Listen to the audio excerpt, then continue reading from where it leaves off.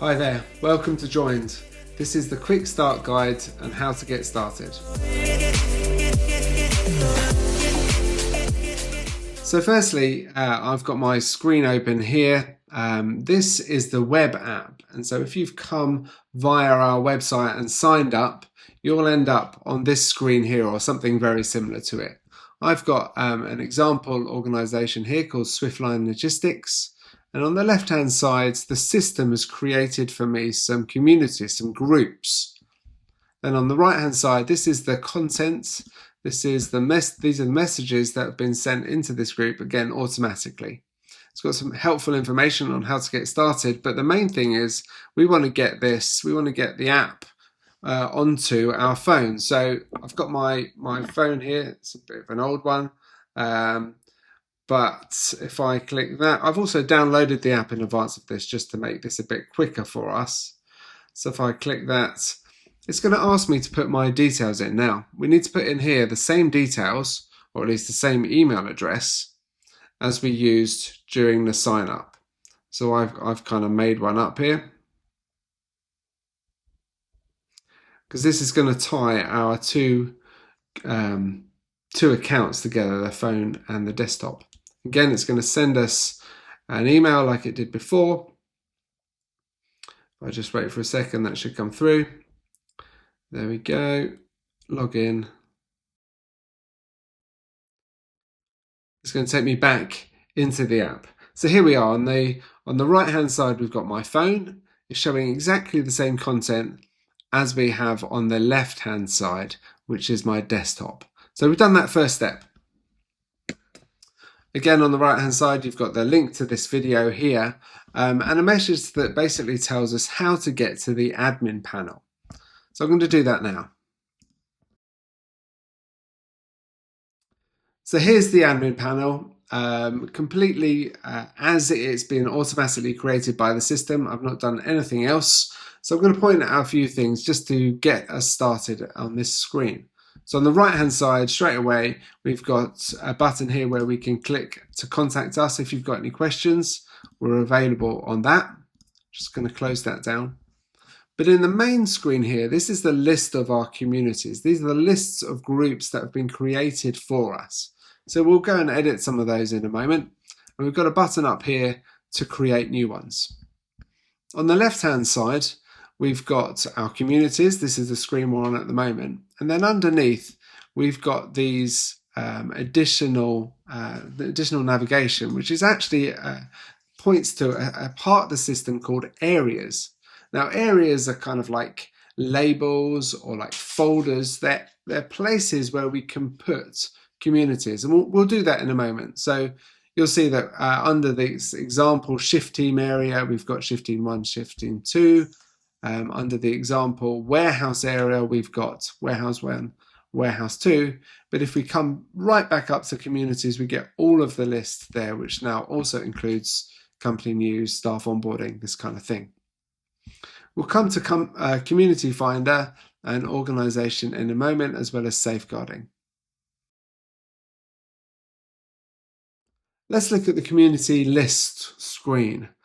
So at the moment, it's showing a list of all of the communities that are on this organization.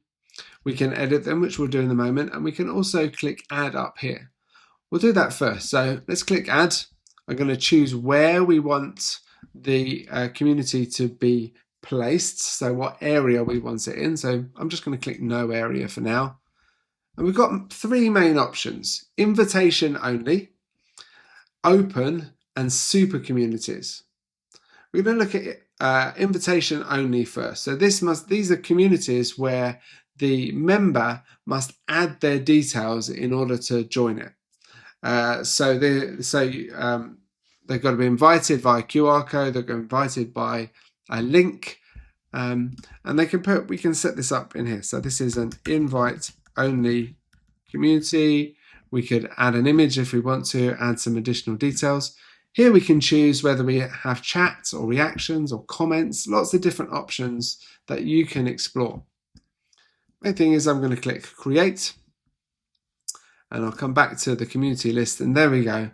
There's our new invite only community. Let's do that again. and I'm going to choose no area again, and this time I'm going to click open communities. Now open communities can exist in the community finder, which we'll look at, but essentially they are communities where you don't need to add your email address. You can go in anonymously into these. So this is an open community example. Again, we have some of the same options. On an open community, you can't have chat, so that's turned off. Come back, and here's our two communities. If we want to just have a little look at some of these other ones that have been created for us, you'll find some details in there. So that's the details. If we go across now, and we can look and see who's in the group, who's in this community. So just me at the moment. But if I go across to the next tab, I can send out or trigger notifications. I can do that via adding an email address in here. Down here, sorry, it's joynedapp.com or something. I can just make them a member, or I can give them permissions to post or manage the membership, or actually an owner of the group. I can create a link just to send to one person. But down at the bottom here, we've got the ability to invite someone from another community, to send someone a link, or send a group of people a link, or use a QR code. So there's loads of different ways you can invite people into these communities.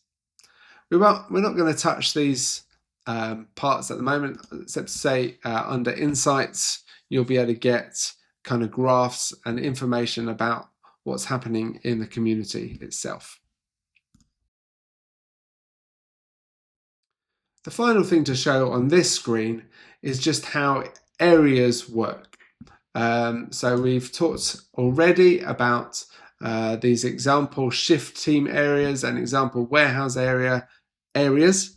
And I can actually go in here and I could grab my new invite only community, and I can drag it into shift team area. And now we've seen it's gone into that folder, that label, that section of the site. At this point, we could actually give somebody else admin rights over this. So we might have somebody, a manager of this shift team. We could give them access to be able to create groups. So it's super powerful, and something you should definitely explore and look into. The next part of the site we're going to look at is the community finder. You can find the setup of it in the admin section here. But on the phone, if we click plus, this is where the community finder section exists. Now I'm already in all the communities because I'm the owner. I was set up by the system to be the owner. But we can simulate this by going back to company news, finding my name, and I'm just going to exit that group. So now, if I go back on my phone, I can click the plus, and I can now join company news. I can opt into that. So these are opt-in groups that you can put out to your company, to your community, to your church, and people can opt into them. So there'll be different types of groups that you might want to do there. We can also add links to the community finder. So add your website here.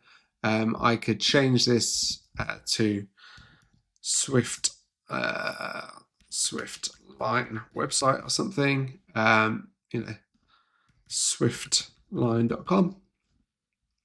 I could add links to our health and safety documents. I could click to add another one. That's all done here, and it's shown on the community finder on your phone. The next section of the site to look at is the organization section. Now this is already giving us some insights. Now there's only one person in it, and there's only 4 posts. They're the initial posts that were sent. We can simulate changing that by actually jumping back to our web, the web app, finding a community. Actually, let's just do one here. Example chat message. I spin back to the admin site, go back to organization. There we go. We've now got 5 posts. Still only 1 member at the moment. So this gives you really helpful insights into what's happening within your community, within your organization. We look at details, we can change the name there, we can add a logo, some description. Organization Finder is a way to make your organization public on the app. You don't need to do that. It can remain private, and in most cases, actually, it's better to remain public, but we can list your organization on the app, and therefore you can use your location to be able to show where you are and have people join you. Next tab on there is a members list. Does exactly what you'd expect. And finally, admin users, we can add other people as administrators to the tool if that's something you would like.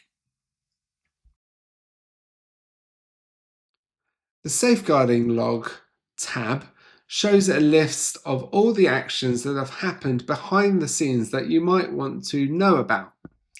So in Joyned, if you delete a message or if you edit a message, you'll find that it gets logged in here. So there's a couple of things that have happened there already. If I go back to the web app, go back to an example chat message and go and, for example, delete that. Go back to my admin panel and back to safeguarding. You'll see that up here, I've got a post has been deleted. It was deleted by Andy Ferret. It affected the Andy Ferret post, and this was the original details in here and the community that it was in. This is a super powerful tool to make sure that you can understand everything that's happening in your organization and go back historically to see if there's been an issue or look at a message that might have been deleted or might have been edited in the past. So that's our quick start guide. I hope it was useful for you. If you've got any other questions, we'd love to hear from you. So please get in touch via the website. That's joynedapp.com, or you can click the chat icon actually on the admin tool and speak to us directly. We look forward to speaking to you and hope you enjoy your trial.